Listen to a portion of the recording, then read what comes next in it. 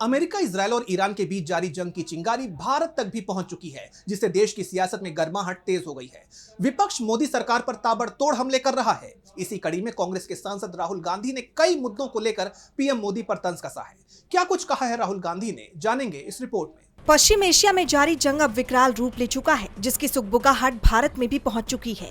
LPG सिलेंडरों के दाम आसमान छू रहे हैं, जिससे आम लोगों की मुश्किलें बढ़ी हुई हैं। जंग का सीधा असर देश की अर्थव्यवस्था पर पड़ रहा है, जिसे लेकर कांग्रेस सांसद राहुल गांधी ने पीएम मोदी पर जोरदार हमला बोला है। उन्होंने कहा कि पश्चिम एशिया में चल रहा युद्ध हमारी अर्थव्यवस्था को गंभीर नुकसान पहुँचा रहा है, लेकिन हमारे कॉम्प्रोमाइज प्रधानमंत्री में इस पर चर्चा करने का साहस नहीं है। शेयर बाजार गिर रहा है, एलपीजी की कीमतें बढ़ रही हैं और वैश्विक कच्चे तेल की कीमतें ऐतिहासिक स्तर पर पहुंच रही हैं। एक प्रकार से पैराडाइम शिफ्ट करने की लड़ाई चल रही है, उससे हमारी इकोनॉमी को जबरदस्त नुकसान होने वाला है।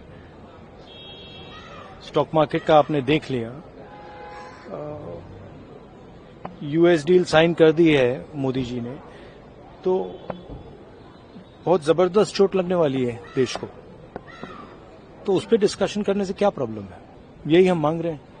जैसे आप जानते हैं कि संसद के बजट सत्र का दूसरा सेशन चल रहा है। इस सेशन में विपक्ष पश्चिम एशिया में जारी जंग के मुद्दे पर चर्चा की मांग कर रहा है, लेकिन सरकार की तरफ से इस पर कोई प्रतिक्रिया सामने नहीं आ रही, जिसे लेकर राहुल गांधी ने पीएम मोदी पर तंज कसा है और संसद में चर्चा की मांग उठाई है। अब देखना ये होगा कि राहुल के इस वार के बाद संसद में इन मुद्दों पर चर्चा होती है या नहीं। डीबी लाइव की रिपोर्ट।